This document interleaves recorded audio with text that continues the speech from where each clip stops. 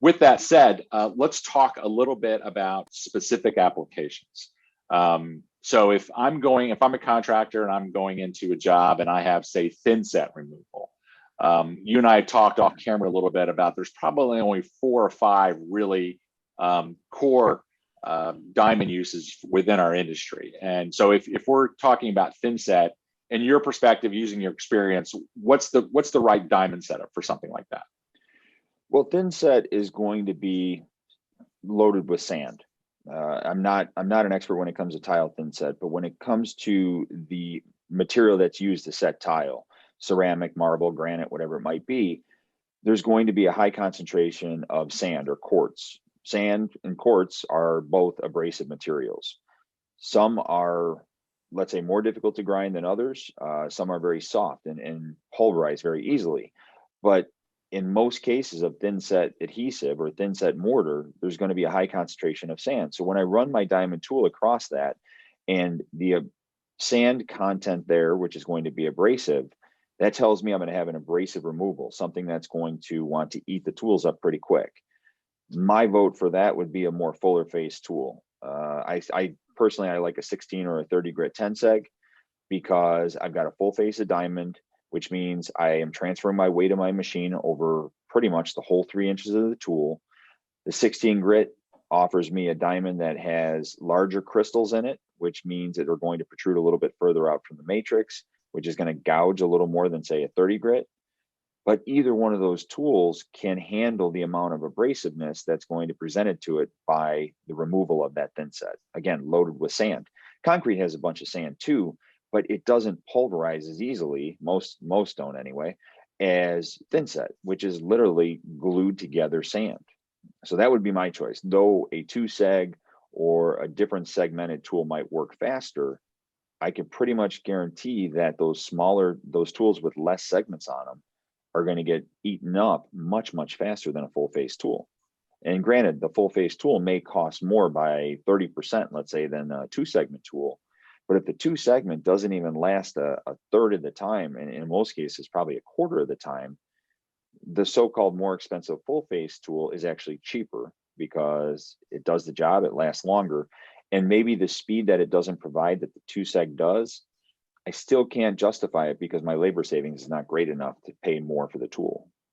So it sounds a lot more complicated than it is. But again, my goal here is to get more surface area of diamond under the machine because I know it's going to be an abrasive environment for the tool.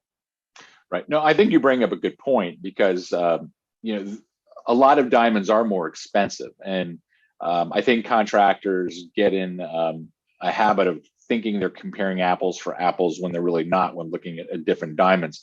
If there's a proven diamond that's going to get a certain amount of square footage and it costs 50% more, but you're getting all that square footage versus something that's a lot cheaper and you're only getting a fraction of the square footage, it's worth, you're spending a little bit more money getting those square footage because it all comes down to, like you said, price per square foot.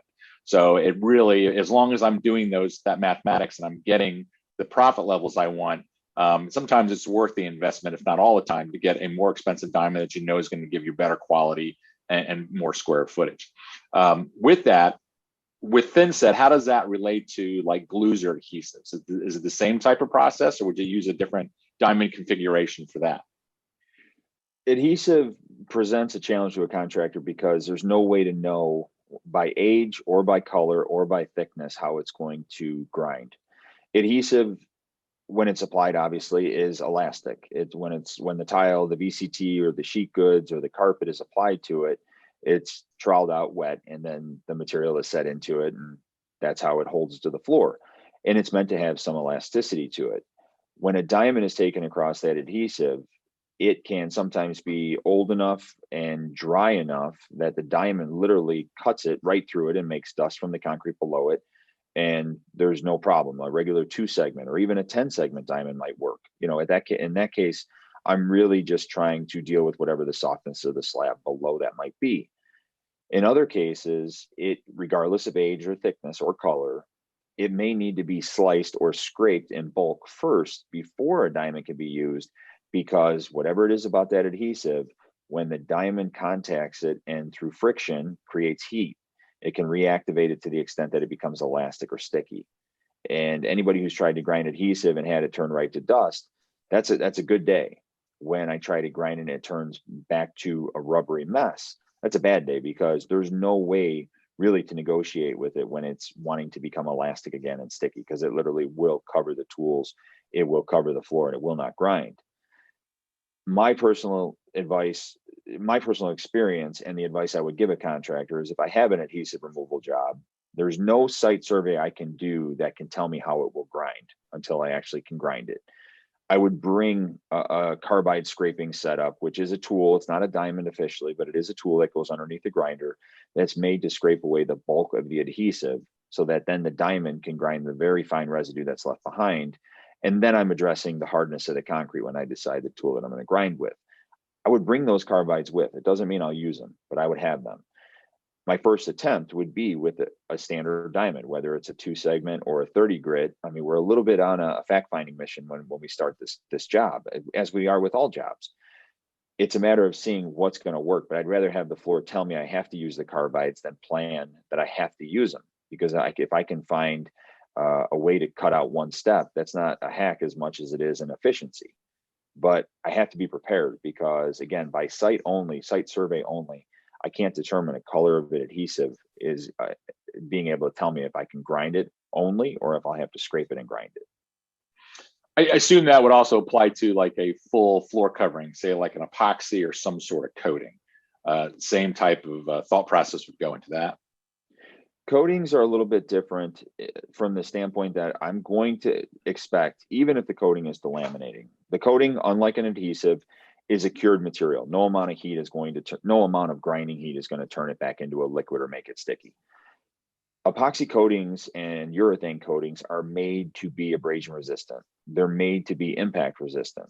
If they're bonded to the surface of the concrete, the only way I can remove them is going to be to grind them through them until I expose the concrete below it. So I'm always going to take a little bit of the concrete with it. As far as the thickness of the coating, for the sake of the conversation, I'll say anything an 1/8 inch or thinner. So not a trowel down system, but anything that we'd call like a thin mill system that appears to be bonded to the floor. That's when I'm going to use a diamond tool that we haven't talked about, that could maybe be called a metal bond, is a polycrystalline diamond, or a PCD. The PCD is used to, they're like, the shape of the tool itself is going to be similar to the rest, but the segments, instead of them being diamond segments, they're actually chunks of polycrystalline diamond that are set at an angle that literally gouge the surface. So the idea is to gouge through the epoxy and to some extent shred it, or tear away at the surface to expose the concrete below. Same as with the adhesive, I would bring PCDs with the expectation I'm going to use them as my first step. And then I would use whatever my preferred diamond segment based on the hardness of the concrete is, which I'll learn as I do, to remove the rest of the coating. The reason I do it that way is because if the coating doesn't let me just grind it, but I choose to only use a diamond segment on it, it is an abrasion resistant, highly impact resistant product. So that means with a diamond grinder that can only drag the diamonds laterally across the surface, I would literally have to grind my way through that surface, which is fighting me the whole way, to reach the concrete. Where with the PCD, it's gouging or ribboning away the material, 70 to 80% of it, so that I can expose the concrete quickly and then grind the residual. So it's a little bit different, but in most cases, I would plan for a 2-step process, depending what the floor gives me. Okay. So one of the most common things we hear is cure and seal on a slab. What's the most efficient way to remove a cure and seal to expose the concrete underneath? Cure and seal is one of those situations where you don't know it's there until it slows everything, until you didn't expect it to be there and it slows you down. Again, we're dealing with concrete, so we don't know when we show up until the machine turns on. We really don't know what it's going to give us. I will say that if I have a floor with cure and seal, if I know ahead of time that it's a new slab, it's been hard troweled, I use the Mohs test that you mentioned, which is a great survey tool. It gives me a little bit of information about the floor to at least prepare me for what I'm dealing with. If I scratch it with a Mohs test and I'm scratching at a 6, 7, 8, which is a pretty hard floor, and I've been told there's a presence of cure and seal on there, or I drop a little bit of water on it and I notice the water doesn't go right in, that's an indication that the floor has the cure and seal. It's going to be abrasion resistant because of the nature of its placement. The best way to approach that is a 2-segment diamond.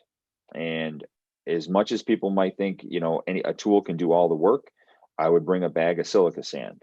And the reason I would do that is because if I have a really hard floor, even with the correct diamond made to cut it, and I'm also fighting the cure and seal, which is almost like a lubricant for the diamond. It doesn't help the diamond. It actually provides for the concrete, I won't say it's made for protecting the concrete as much as it's slippery. And the diamond, what it can grab is just enough to kind of smear it and sometimes to bury the tools. And then that combined with a really well-placed floor that's scratching really high, the diamond just skips across. And without any change in the process, could literally just be run and run. It would actually start to polish it. It wouldn't even make dust.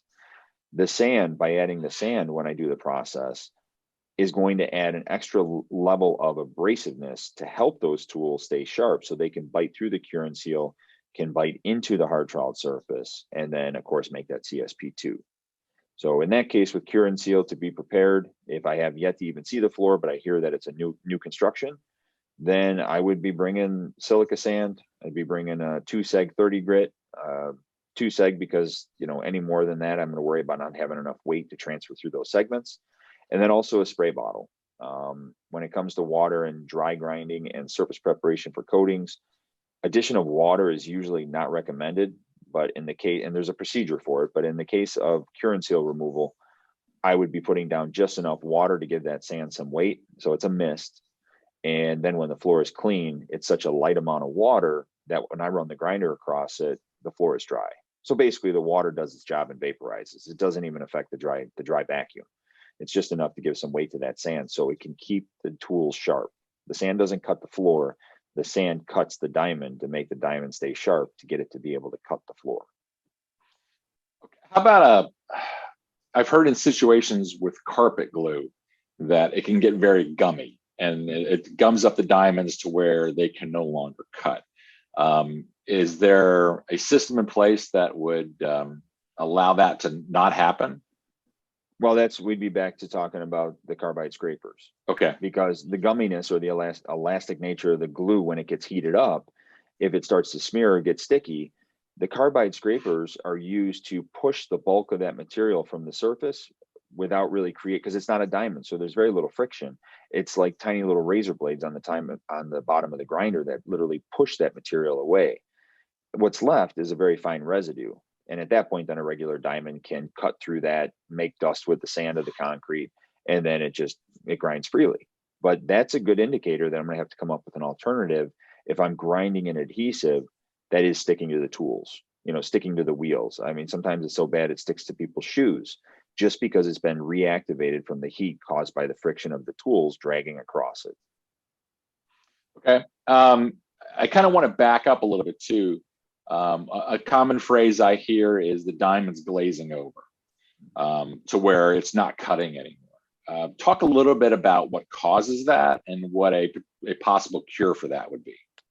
Well, a perfect example is what would happen on a cure and seal floor is exactly what you said: glazing, rounding over, killing the tools, whatever the different terms might be. Basically, what it means is I have a tool that could be brand new, and in the course of 5 to 10 minutes, based on the hardness of the floor and the hardness of the bond of the tool becomes completely ineffective to the point where a 30 grit, which should make the floor chalk white in a CSP2, is actually making the floor shiny. Because at that point, what I have in most cases, what I'm going to have is either cure and seal that's become heated from the diamonds and friction and actually deposited itself on the face of the tool. And there's just not enough pressure there to get the diamond to push through that and to break through into the concrete to clean itself off.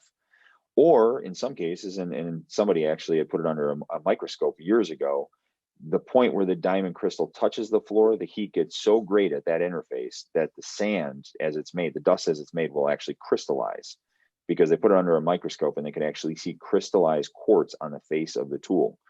So basically what happened is, like a glove, that crystallized silica or quartz covered the diamond. And so literally it was sand dragging across sand. In order to be able to cut a material, I have to have a abrasive that's harder than what I'm trying to cut. That's just the nature of grinding. when a diamond gets glazed. So when it comes to, my diamond is glazed after 5 minutes, 10 minutes, 20 minutes, it's not cutting anymore. That's where the sand, or why the sand is so important. The sand presents a friable additional material that adds abrasion that can't help but wear the face of the diamond tool and sharpen the diamond crystal. So yes, we are accelerating the wear of the tool, but once it stops cutting, that diamond itself is rounded over. There's no way for the bond or the matrix around the diamond to do its job and to release that diamond, because like little skates, those diamond crystal tips are just dragging on the floor and nothing is happening. And that's observed in when I'm running a machine with a 30 grit and it's literally doing nothing. Can't even tell it's running. Thank you for watching. We hope you enjoyed this 4th segment of the BMD Learning Series discussion on diamonds. Please join us next week for the final installment, and don't forget to subscribe, like, and share if you found this video informative and beneficial to your business. And don't forget to click that bell icon to be notified when we post a new video.